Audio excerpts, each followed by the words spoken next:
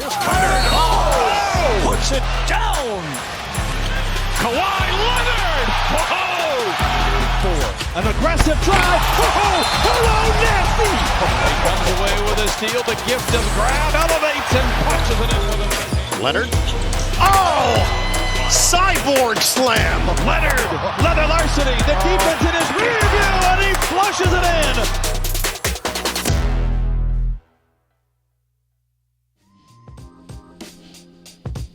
NBA fans have come to know Kawhi Leonard as a transcendent two-way talent. A perennial all-star, two-time champion, two-time finals MVP, and the owner of the best regular season winning percentage of any player in league history. But that type of game-changing talent doesn't just materialize out of nowhere. So how did we, or rather he, get here?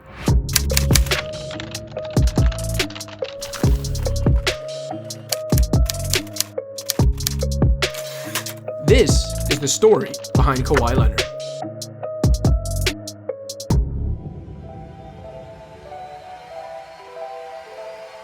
Players who rise to Leonard's level of superstardom usually leave behind dominant high school and collegiate careers. But that's not quite the case with Kawhi, who took a slight detour en route to the association. Leonard, the cousin of former NFLer Stevie Johnson, was actually known as more of a football talent as a youngster, following in the footsteps of his father, Mark Leonard, who himself had been a high school football star in the Wilmington area of Los Angeles. As Kawhi would tell the San Antonio Express News in 2013, "I probably could have gone to the NFL. I just hated practice." Leonard didn't even play high school basketball as a freshman after missing the team's tryout because his mother was called into work and was unable to drive him. After his sophomore year at Canyon Springs High in Moreno Valley, California, during which time he quit football to play basketball full-time, he transferred to Martin Luther King High School in Riverside. It was at King where Kawhi's path to basketball greatness began to take shape. Leonard with the rebound. His putback is good, and he's fouled on the attempt. So Leonard with the chance for the three-point play. But it was also during his junior year that he and his family were forced to deal with unspeakable tragedy. In January 2008, Mark Leonard was shot and killed while working at the Compton car wash he owned. The same car wash where a young Kawhi had learned valuable lessons in hard work, helping his dad out on weekends and during the summer. More than 12 years later, the murder of Mark Leonard remains unsolved. What we do know is that on January 18th, the same day that there had been a verbal confrontation between Mark and a group of men at the car wash earlier, someone walked up to the car wash around closing time and shot Mark 10 times in front of his wife, Kawhi's stepmother. You could see the conversation escalated to loud voices, getting closer to one another, and that scared me. As for Kawhi, as AAU coach Marvin Lee told NBA.com last year, he really didn't show no emotions about it. And if you didn't know the boy, you wouldn't know what had just happened. If you were around him enough, you know he's a little different. Kawhi is a private person, then and now. Kawhi handled it through basketball. Kawhi himself echoed a similar sentiment when asked during last year's finals about how his father's death affected his mindset. As I got older, I just pretty much really stopped thinking about it, but I think it just gave me a sense of feel that life and basketball are two different things, and just really enjoy your time and moments, and like I always say, just this is basketball. Just go out there and have fun. The night after losing his father, Kawhi took the court against Compton Dominguez, scoring 17 points and a performance far more inspiring than any 16-year-old should be capable of. One of the spectators on hand was none other than Denzel Washington, whose son had a game in the same gym that night. I remember it because that night they said there's a young man who's playing tonight. His father had been killed. So we had a moment of silence for him. And the kid's name was Kawhi Leonard.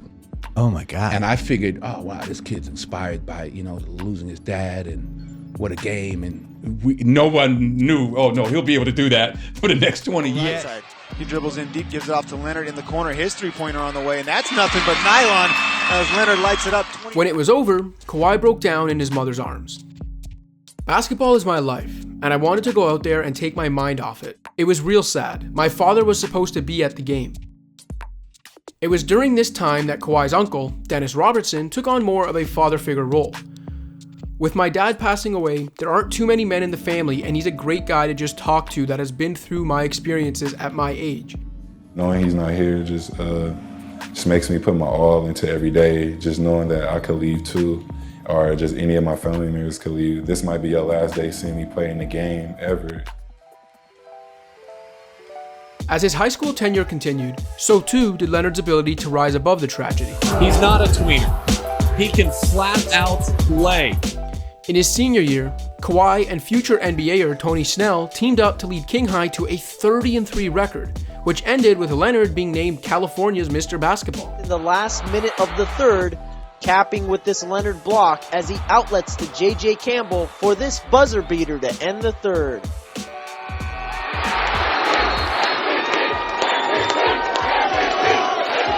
And yet, even for the best basketball player in the most populous state in the country, stardom still wasn't guaranteed.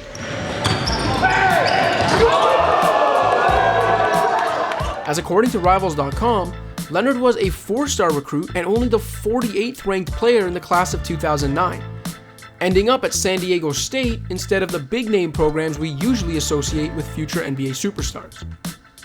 Kawhi rewarded San Diego State with a new level of success and exposure.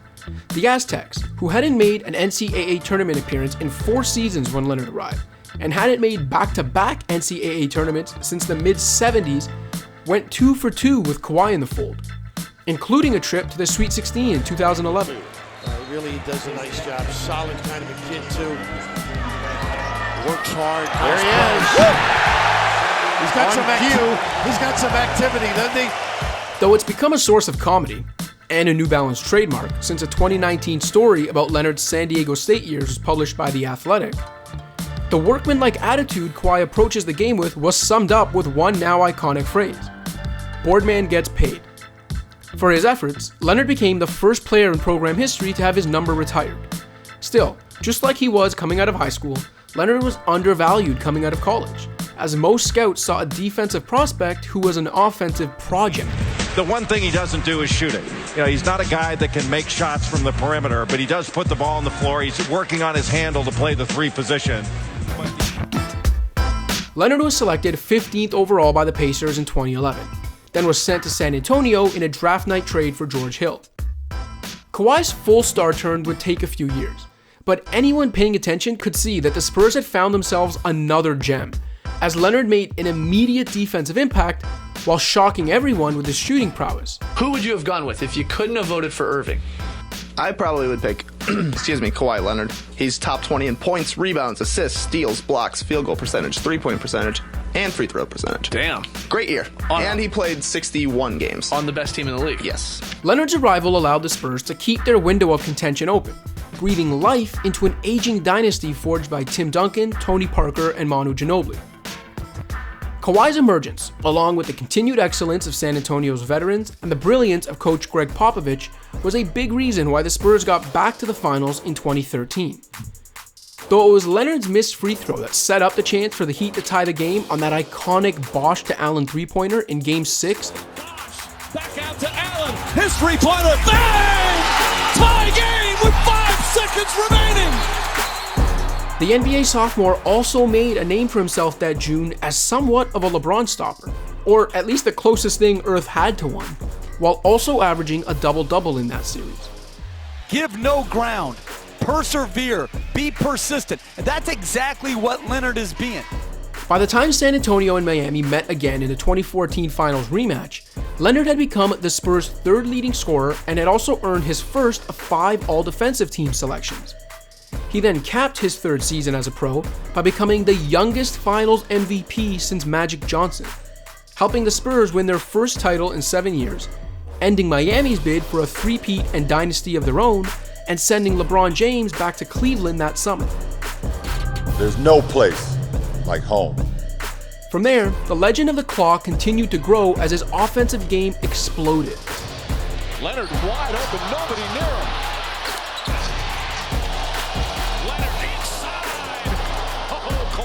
Think about how improved he's gotten as an outstanding offensive weapon. Leonard hits Makes a three. And if there was any doubt left about whether Leonard could shoulder the load and get the job done as the guy, the Spurs' first season following Duncan's retirement erased such doubt, as Leonard became an all-star, averaged more than 21 points per game on ridiculous 51, 44, 87 shooting splits, and captured a second straight Defensive Player of the Year award while serving as the best player on a franchise record-setting 67-win Spurs team in 2016. To date, Leonard is one of only 7 players to average 20-plus points while winning Defensive Player of the Year, and he's the only one to do it while also being a three-point threat. And he does fire away, and he gets a three from Royal. The Spurs hadn't yet won a title with Leonard serving as the team's true alpha in Duncan's wake. But there were no longer any doubts about whether they could one day win it all with Leonard at the forefront, given the type of two-way force he had become. Now guarding Steph Curry comes up with the steal. Pickpockets him, Leonard! And perhaps the Spurs might have won it all with Kawhi in an alpha role back in 2017. A still rapidly improving Leonard was so dominant that spring that then Grizzlies head coach David Fizdale said this about the 25-year-old. So I'm going to check the rule book and find out if robots are allowed to play in the NBA, because somehow Pop and them have figured out they know something I don't know. I think he bleeds like antifreeze or something. This guy is special, man. And that version of Leonard, fully coming into his own as perhaps the game's most complete player, had the Spurs up 25 points in Game 1 of the Western Conference Finals against the team many believe was the most talented in history, the eventual champion Warriors, in Kevin Durant's first season with the team. Unfortunately, we all know how that ended, thanks to Zaza Pachulia's giant misplaced foot. And Leonard goes down again. And he's in pain again in front of the Spurs bench. And then, as quickly as Kawhi had risen to become an unlikely franchise savior, his time with the Spurs suddenly came to a screeching halt. Leonard entered the 2017-18 season as the MVP favorite, before a mysterious right quad injury sidelined him to start the year. What followed was a murky string of rumblings and reports. There was a theory that Leonard's camp and the Spurs disagreed on a diagnosis and rehab plan. There was that infamous footage of Leonard limping up the steps to board the team plane. Was he playing it up for the cameras, or dealing with an injury far more severe than fans had realized? There was the tense meeting where Parker and others reportedly questioned whether Leonard was going to rejoin the team at all after playing only 9 games in December and January. And the message they got back essentially was, I've got good reason for not playing, and this continues on. They're getting to a point of no return here on this season. Before Spurs fans knew what hit them, Leonard made it known he wanted out. And to this day, no one's quite certain what went wrong during that last year in San Antonio. Did Leonard and Uncle Dennis, a key influencer in Kawhi's inner circle, get sick of the lack of superstar appeal in San Antonio? Did Leonard simply long for the comforts of home and family in LA? Or was it just the case of an injured star feeling betrayed by the franchise? We may never know all the answers. What we can say for certain is that in less than a year, what appeared to be the perfect pairing between a franchise and its franchise player, between the no-nonsense Spurs and a no-frills disciple of Duncan, had completely crumbled. While rivals were hesitant to pull the trigger on a landscape-altering trade for an injured malcontent who could walk as a free agent after only 1 season, Toronto Raptors president Masai Ujiri swung for the fences. Kawhi Leonard and Danny Green going north, and DeMar DeRozan, Jacob Poeltl, and a protected 2019 first-round pick going back to San Antonio. We're really excited about this, bringing a top 5 player in the NBA into our fold, and hopefully this can elevate us as much as we want. In Toronto, Leonard and the rest of the basketball world were introduced to load management. And with a deep roster stocked with hungry veterans and rising young stars, Leonard proved to be exactly what a team, a city, and a country needed to vanquish their playoff demons, overcome their inferiority complex, and rise as champions. Moves it. The Green drive, dumps it off. Then the slam dunk. Once again, Kawhi out of the run. Oh, the no-look to Pascal with a two-handed to Kawhi. Kawhi banks it in. After playing in only 60 regular season games with the Raptors, Leonard, who has only cracked the 70-game mark twice in his career by the way, authored one of the great postseason runs in NBA history, averaging 30.5 points, 9.1 rebounds, 3.9 assists, and 1.7 steals on a ridiculous true shooting percentage of 61.9. He manhandled Orlando in the opening round. Pulled by Lowry, will be great for us as Kawhi Leonard extends the lead Spurs to 11-0. Knocked down one of the most memorable shots in basketball history to eliminate a stacked Sixers team in round 2. Defended by Simmons. Is this the dagger? Neutralized MVP Giannis Antetokounmpo and the 60-win Bucks in the East Final. He has Giannis behind him, gives to Leonard.